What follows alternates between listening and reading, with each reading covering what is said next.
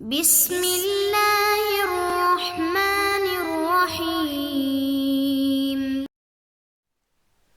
نحمدہ ونصلی علی رسولہ الکریم والحمد للہ رب العالمین۔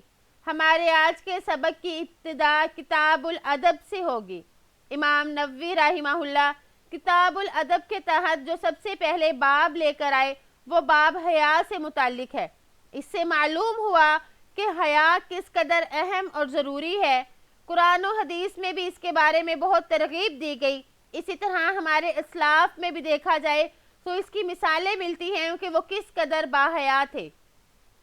بہرحال ہم اپنے سبق کی ابتدا کرتے ہیں۔ باب الحیاء و فضلی والحث علی التخلق بہ، حیا اور اس کی فضیلت اور حیا اختیار کرنے کی ترغیب کا بیان۔ وعن ابن عمر رضی اللہ عنہما ان رسول اللہ صلی اللہ علیہ وسلم مر علی رجل من الانصار وهو يعظ اخاه في الحياء فقال رسول اللہ صلی اللہ علیہ وسلم دعه فإن الحياء من الایمان۔ حضرت ابن عمر رضی اللہ عنہما سے روایت ہے کہ رسول اللہ صلی اللہ علیہ وآلہ وسلم ایک انصاری آدمی کے پاس سے گزرے جو اپنے بھائی کو شرم و حیا کرنے کے بارے میں نصیحت کر رہا تھا۔ آپ نے فرمایا اس کو چھوڑ دے، یقیناً شرم و حیا کرنا تو ایمان کا حصہ ہے، یعنی شرم و حیا بہت فضیلت والی چیز ہے۔ ان میں فرمایا دعا جو ہے یہ باب فتح یفتح سے آتا ہے، اس کا مطلب ہوگا چھوڑنا۔ اور اس میں فرمایا مر علی رجل، تو وہ مرد کون تھے اس کے بارے میں ان کا نام معلوم نہ ہو سکا۔ بہرحال یہی تصریح موجود ہے کہ وہ انصاری تھے۔ آپ صلی اللہ علیہ وسلم نے فرمایا کہ اس کو چھوڑ دو کیونکہ حیا تو ایمان کا حصہ ہے۔ یہ حیا اگرچہ ایک فطری وصف ہے، یعنی بہت سے لوگ پیدائشی طور پر شرمیلے ہوتے ہیں، تاہم ان کی اگر تربیت کی جائے اور ان کا رخ نیکیوں کی طرف موڑ دیا جائے تو شرم و حیا کے جذبے میں مزید اضافہ بھی ہو جاتا ہے، اور اسلام میں یہی مطلوب ہے۔ اور اس حدیث میں اس بات کا جواب بھی آ گیا کہ حیا تو ایک فطری چیز ہے، فطری چیز تو غیر اختیاری ہے، تو اس پر اجر کیوں کر ملتا ہے؟ تو اس کا جواب یہ آ گیا کہ جو فطری حیا ہے وہ مراد نہیں، بلکہ اس فطری حیا کو موڑ کر مزید اضافہ کر کے اختیاری بنایا جائے، اس کو ایمان کا جز کہا گیا۔ وعن عمران بن حسین رضی اللہ عنہما قال قال رسول اللہ صلی اللہ علیہ وسلم الحیاء لا یأتی الا بخیر۔ حضرت عمران بن حسین رضی اللہ عنہ سے روایت ہے کہ آپ صلی اللہ علیہ وآلہ وسلم نے ارشاد فرمایا شرم و حیا خیر ہی لاتی ہے۔ وفی روایت لمسلم الحیاء خیر کلہ او قال الحیاء کلہ خیر۔ مسلم کی روایت میں ہے حیا تو ساری کی ساری خیر ہی ہے، یعنی اس میں الفاظ کا فرق ہے کہ الحیاء خیر کلہ فرمایا یا الحیاء کلہ خیر فرمایا، لیکن اس کا ترجمہ یہ بنے گا کہ حیا تو ساری کی ساری خیر ہی خیر ہے۔ اس حدیث میں بھی فرمایا کہ اس حدیث میں بھی حیا کی تعریف فرمائی گئی، مطلب یہ کہ حیا انسان کو اللہ کی نافرمانی اور بد اخلاقی اور اس طرح سے دوسری برائیوں سے روکتی ہے۔ اس وجہ سے حیا کو خیر کہا گیا، کیونکہ وہ چیز جو اللہ تعالیٰ کی نافرمانی سے روکے وہ تو بھلائی ہی بھلائی ہے، اس میں تو فائدہ ہی فائدہ ہے۔ تو اس حدیث میں فرمایا کہ حیا کو خیر فرمایا۔ بعض اوقات آدمی یہ بھی تو ہوتا ہے کہ آدمی حیا کی وجہ سے دین کے کام سے بھی رک جاتا ہے، مثلا کسی کو کوئی نیکی کا حکم نہیں دے سکتا، اور اسی طرح کسی کو برائی سے روکنا ہو تو اس کو شرم آتی ہے، وہ اس کو نہیں روک سکتا۔ تو اس کا جواب یہ ہے جو حیا دین کے کاموں میں خلل ڈالے تو وہ حیا نہیں ہے، بلکہ اس کو کمزوری کہیں گے، یعنی اس شخص میں یہ ایک فطری طور پر ایک کمزوری پائی گئی ہے کہ وہ کھل کر اپنی بات نہیں کہہ سکتا۔ یہ حیا نہیں ہے بلکہ اس کی ایک کمزوری ہے۔ تو یہاں پر جو حیا ہے، یہاں پر حیا سے مراد وہ ہے جو اللہ تعالیٰ کی نافرمانی کرنے سے انسان کو روکے، انسان کو حیا آئے کہ جو میرا خالق ہے، مالک ہے، جس نے مجھے تمام نعمتوں سے نوازا، تو کیا میں اس کی نافرمانی کروں؟ تو اس بات سے جو اس کو شرم محسوس ہوتی ہے اور اس شرم کی وجہ سے وہ برائیوں سے رک جاتا ہے، حیا یہ ہے۔ وعن ابی ہریرہ رضی اللہ عنہ ان رسول اللہ صلی اللہ علیہ وسلم قال الایمان بضع وسبعون او بضع وستون شعبہ فافضلها قول لا الہ الا اللہ وادناها اماطۃ الاذى عن الطریق والحیاء شعبۃ من الایمان، متفق علیہ۔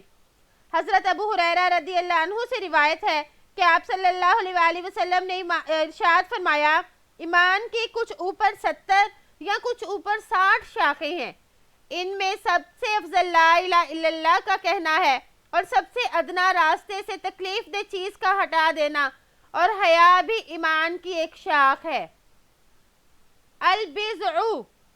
البضع یہ با پر زیر اور زبر دونوں طرح پڑھنا جائز ہے، اور یہ 3 سے 10 تک کے عدد کے لیے استعمال ہوتا ہے۔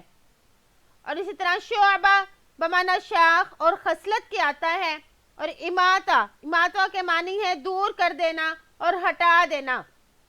اذا یعنی تکلیف دہ چیز جیسے پتھر، کانٹا، مٹی، راکھ، گندگی اور اس قسم کی اور چیزیں۔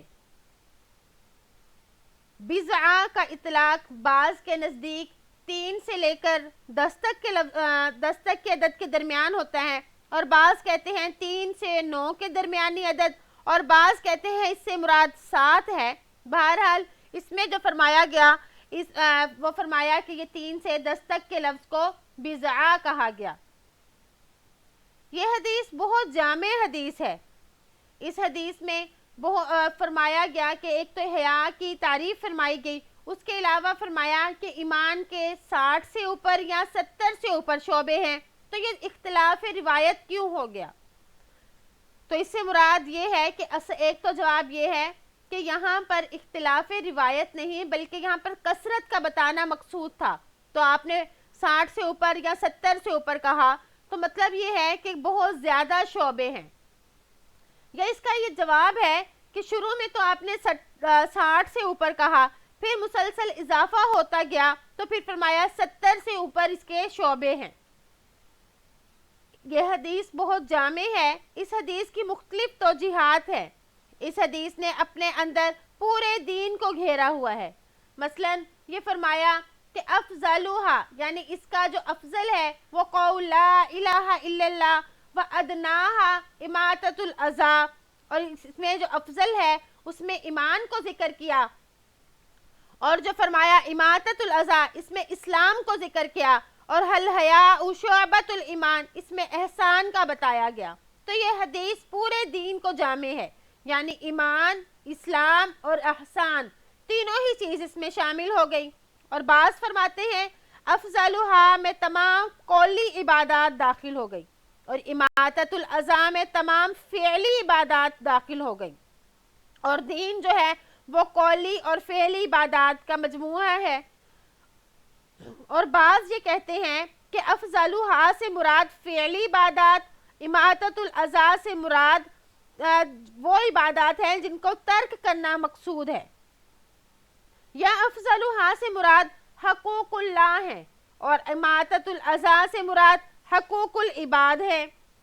تو یہاں پر ایک سوال یہ پیدا ہوا کہ جب ایمان کا حصہ ہے حیا، جب ایمان کو بتا دیا الحیاء، تو پھر الحیاء شعبۃ الایمان میں حیا بھی تو ایمان کی ایک شاخ تھی، تو اس کو دوبارہ سے الگ سے کیوں ذکر کیا؟ یعنی حیا کو دوبارہ کیوں لے کر آئے؟ تو اس کا جواب یہ ہے کہ اگرچہ حیا ایمان میں داخل ہے، مگر اس کی اہمیت کے پیش نظر کہ آدمی جو ہے حیا کی وجہ سے کتنے گناہوں سے بچ جاتا ہے، حیا کی بہت زیادہ اہمیت ہے، اس لیے اس کو الگ سے بیان کیا۔ اور دوسرا جواب یہ بھی ہے کہ جس طرح ایمان کی وجہ سے انسان اللہ تعالیٰ کی نافرمانیوں سے بچتا ہے، اسی طرح حیا کی وجہ سے بھی انسان اللہ تعالیٰ کی نافرمانیوں سے بچتا ہے، اس لیے ایمان اور حیا جو ہے ان کو آپس میں ایک نسبت حاصل ہے، اس لیے حیا کا یہاں پر الگ سے ذکر کیا۔ بہرحال اس حدیث سے حیا کی فضیلت معلوم ہوتی ہے۔ وعن ابی سعید خدری رضی اللہ عنہ قال كان رسول الله صلی اللہ علیہ وسلم اشد حیاء من العذراء في حجرها فاذا رأى شيئا يكرهه عرفنا في وجهه متفق علیہ۔ حضرت ابو سعید خدری رضی اللہ عنہ سے روایت ہے کہ آپ صلی اللہ علیہ وآلہ وسلم ایک کنواری لڑکی سے بھی زیادہ حیا والے تھے جو شرم و حیا کے پیش نظر پردے میں رہتی ہے۔ جب آپ کسی چیز کو ناپسند سمجھتے تو ہم اس کی ناگواری کے اثرات کو آپ صلی اللہ علیہ وآلہ وسلم کے چہرہ انور سے پہچان لیتے۔ اس حدیث میں فرمایا عذراء کا مطلب ہے باکرہ عورت، اور یہ حضرت مریم علیہ السلام کا لقب بھی ہے، کیونکہ حیا جو ہے یہ عورتوں میں زیادہ ہوتی ہے، خاص کر وہ عورت جو کنواری ہو، تو اس لیے آپ صلی اللہ علیہ وآلہ وسلم کی حیا کو تشبیہ دینے کے لیے کنواری عورت کا بولا گیا کہ آپ صلی اللہ علیہ وآلہ وسلم بہت زیادہ شرم و حیا والے تھے۔ تو مراد یہاں پر یہ ہے کہ آپ صلی اللہ علیہ وآلہ وسلم بہت زیادہ حیا کرتے تھے۔ فرمایا کہ اگر کوئی چیز ناگوار بھی ہوتی تو آپ اس کو لفظوں میں بیان نہ کرتے، بلکہ ہم آپ کے چہرے سے اس کی ناگواری کو پہچان لیتے۔ تو آپ صلی اللہ علیہ وآلہ وسلم کی حیا کنواری عورت سے بھی زیادہ تھی، یعنی اس کی بھی کثرت بتائی کہ آپ صلی اللہ علیہ وآلہ وسلم بہت زیادہ باحیا تھے۔ تو اس سے معلوم ہوا کہ ہمیں بھی حیا کو اختیار کرنا چاہیے۔ حیا ایک بہت ہی اچھی چیز ہے۔ پھر جو حیا کی تعریف ہے امام نووی رحمہ اللہ اس کو بیان فرماتے ہیں۔ قول العلماء سے امام نووی رحمہ اللہ حیا کی تعریف فرما رہے ہیں جو حضرت جنید رحمہ اللہ نے کی۔ فرمایا کہ علماء فرماتے ہیں کہ حقیقت میں حیا ایسے کردار کا نام ہے جو کبھی چیزوں کے چھوڑنے پر آمادہ کرے اور صاحب حق کو حق پہچاننے میں سرزد ہونے والی کمی اور کوتاہی سے روکے۔ ہم نے ابو القاسم جنید سے نقل کیا کہ ایک طرف نعمتوں کو دیکھنا اور اس کے مد مقابل کوتاہیوں کو دیکھ لینا، چنانچہ ان دونوں کے درمیان پیدا ہونے والی حالت کو حیا کہتے ہیں۔